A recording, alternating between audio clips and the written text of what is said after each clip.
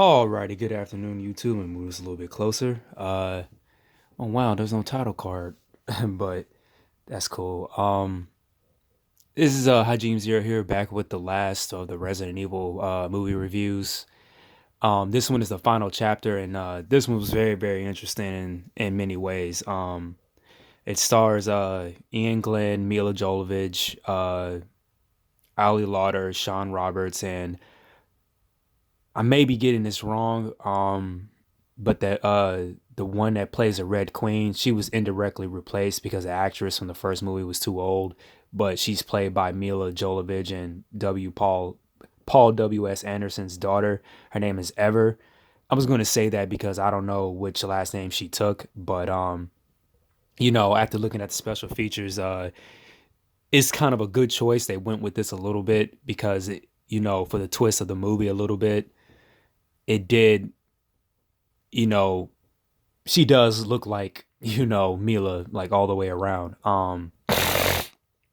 Excuse me. But pretty much, just to dive right in, the first thing I'm going to say about the flaw of the movie is there are a few, of course, plot holes because it never really told directly what happened right after Resident Evil Retribution when they were all standing out on Washington and the whole infection was out there and all the enemies and hordes were everywhere. Of course, Alice is the only one last standing at Washington. They never really said what happened to Leon, Ada, or Jill. And I don't know what the hell happened with that. I want to say there's a novel story right after this movie, but I could be wrong about that because the novels kind of tie in loose ends and questions of what happened. You see the movie and then pieces and plot points that were unexplored or things were missing.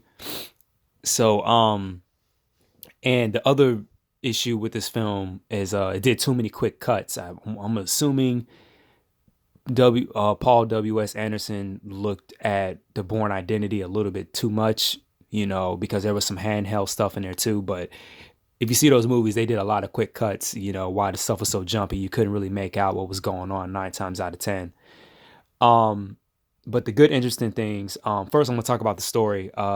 Even though I briefly kind of gave off what happened, or some of it in the beginning, or what I talked about was in the beginning of the movie. So apparently, of course, there's a how the virus is already spread around the world, which was established in Resident Evil Extinction, and the supercomputer, the Red Queen, in the Washington base tells Alice that there's actually an airborne cure, and in a way, it kind of redcon, not really redcon, but everything that happened in Retribution was really all for nothing because it was trying to say that Wesker was a traitor. Come to find out, Wesker really wasn't the traitor. The Red Queen, even in that movie Retribution, she was kind of trying to help Alice when you see this one because spoiler alert, even though it was at the very end of the movie, Project Alice was actually a clone the entire time, even from the first movie, even when uh her husband was listening in on that conversation. Because she said in this movie, only thing I really remember is, was started at the big beginning of the outbreak, which was an apocalypse. But I really don't believe that either, unless the real Alice, was in the Hive, and then when she woke up, that was the clone what we saw from for the rest of the series. You can take that with a grain of salt, but the original character, her name was Alicia Marcus, and like with the character, the little girl in the second movie, she had a disease that, by the time she was 25, she had looked 90. She was very frail and weak, and her father, who's pretty much a good guy in the whole thing, had created, the T virus to make her stronger, and it was good for her, but for every other human being, when it first was obtained, of course they turned into a bioweapon, and the father wanted to pull out. Dr. Isaacs, who's in this, and of course Wesker, end up killing him when he said he didn't want to do it. He wanted to scrap the whole thing. and that's pretty much where the story goes on there. It's really her trying to find out, who and what she was. And I like how the ending, from the clone's perspective, was she, the Red Queen, who is the daughter, based off of, gives her all of her childhood memories, to the clone. And the clone, pretty much, it was the childhood she never had versus, the woman that Alicia Marcus could never be, which was the clone. And it was a very, very interesting twist, as well as the story was being told. There are a few new creatures in this, and there's really no new video game characters in this. Of course, Ali Lotta's character returns as Claire Redfield, and of course Wesker's in this, and I think that's as far as the video game characters really go. Anything else you see from archive footage that just glimpses by, and there's some callbacks to the first movie. Of course, Raccoon City is the main setting for this, as well as Washington D.C. Um, Another interesting thing about it in the story, and pretty much when you see the first movie, it kind of gave away what was going to happen here. If you remember the hologram of it showing the entire hive, and if you really think about it, we never explored what that giant dome was. And you finally see it on here. It's like all the higher elites of Umbrella and cryo storage waiting out the apocalypse. Pretty much the whole thing was different from the movie, from the game. Umbrella in this universe deliberately had released the virus. They wanted to cleanse the earth, and they had a very good reason of doing it. What's going on in our modern day, mainly when Dr. Isaacs was talking about global warming and food and famine rations, which is being talked about today, ironically. And he pretty much said, I propose an easy solution. We do it under our control. And then once, everybody's dead, the elites, we can come back up and repopulate the earth. And ironically, he used the Bible as a main tool and source when he pointed, referring to Noah's Ark. And the biggest another irony on top of an irony, his character named Dr. Isaacs, his full name is Abraham, I think, Abraham Ford Isaacs, which is a callback to Abraham and Isaac from the Bible itself. I'm thinking of Jacob and Esau, but mainly, the very first tribes, of man right after Adam was Isaac and Abraham, mainly Abraham because Isaac was his son.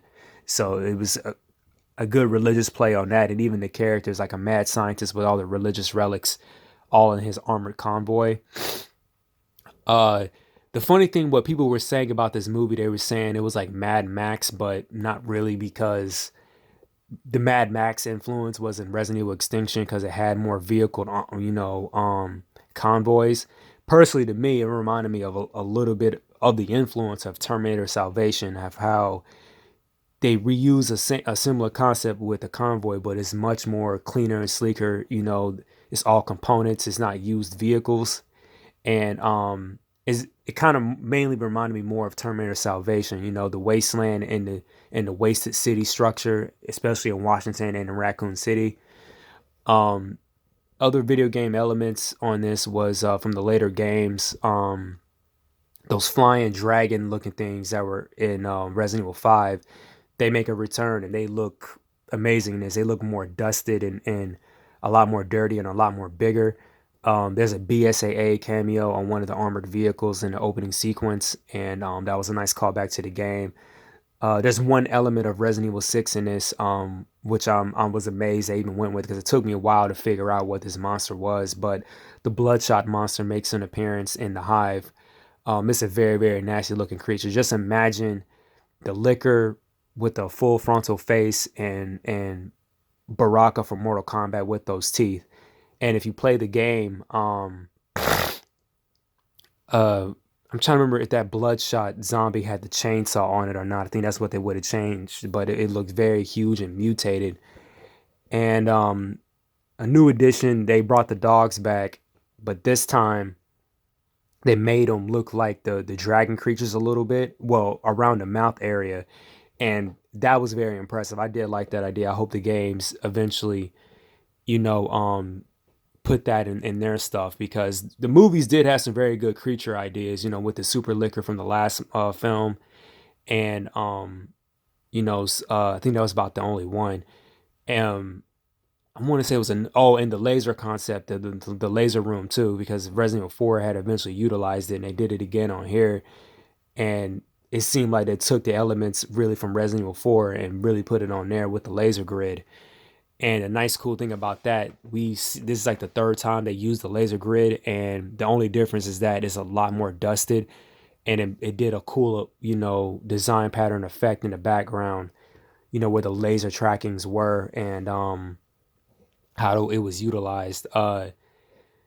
And More additional stuff in the story. Dr. Isaacs was cloned, of course. The original one was the one who said his full name, and the one that we follow in the convoy is the clone who got his hand chopped off. And it does come, not really a twist, but an indirect story point when he kills his original self, and it gives Alice enough time, to get the virus when they're pretty much at a Mexican standoff and spread it everywhere. And pretty much, I'm happy that this series have ended. A lot of people have been mixed about it. Thank God they're not gonna do the TV series. I heard that was rumored. I think they're gonna reboot the whole thing and do it very close to the video game. Uh, some other things about this movie. There was a tragic accident. Uh, One of the stunt women had lost her arm, and the video's on here on YouTube. It's actually on one of my timelines. I haven't watched it yet, but it was that, and I think what was it? Shit, I'm trying to remember. Oh, I think someone had died too doing one of the stunts. And this isn't the first time it's happened on another Resident Evil film. It could have been the last one where someone had got fatally injured too. And then I think the movie beforehand, it was, a whole group of extras had got injured, and they didn't know what to do because they were wearing the zombie makeup, so they couldn't tell, where the real injury was at. It was probably Resident Evil Extinction, but it just goes to show you how hard these stunt people work and how dangerous it really can be. This is the only modern one I could think of, of someone getting hurt. I know in the movie Triple X, somebody had died, and they still somewhat used the footage. If you see the movie, I guess it cut away before the fatal blow had hit this dude, but you can look it up. You can tell me if I'm lying or not, or really want to tell me the real facts. I really didn't look at it before I started recording. But an additional thing that I didn't mention from the last review with Retribution, Alice, she gets her powers back with the T virus, and Dr. Isaacs as well has abilities. The funny thing, Wesker didn't utilize his abilities that much. He was really pushed in the background a lot on this one. Again, I don't know why, because he looked like him from the game. He was threatening and everything from the game, but he pretty much went out like a bitch in this one. He died in an explosion from his foot getting cut off, and it was just unbar. But the thing I did like about it that they indirectly revisited the first movie. Mainly, when you look at that control center with the laser grid room, what they're trying to get into, that was actually right below them was where the main cryo storage was at. So when you go back and you watch the first movie now, you already know that, that Hive was a lot more like it wasn't all explored. And it was just, it blew me away when I was like, oh, wow, I thought it was going to be like the same entrance like in the first, film. They were going to find the ruins of the mansion and going through there again, but that didn't happen. Someone's telling me it could have been safer, but not really if they were being watched. Ruby Rose is also in this. She's another good actress. She was the one that played the deaf chick in John Wick, and to be honest, she's pretty hot. I don't know, like she looks pretty much the same, and she has a nice smile and all that. It fooled me at first. I thought it was the Australian actress from the Matrix Revolutions that played Cass. And again, I might lightly talk about her. That's what I thought it was, but it wasn't. They filmed most of this movie in South Africa, so it wasn't in Australia where the Matrix was shot at. But that was another interesting fact. They shot, this in South Africa, and they said a few of the locals had tried to become extras in it as well.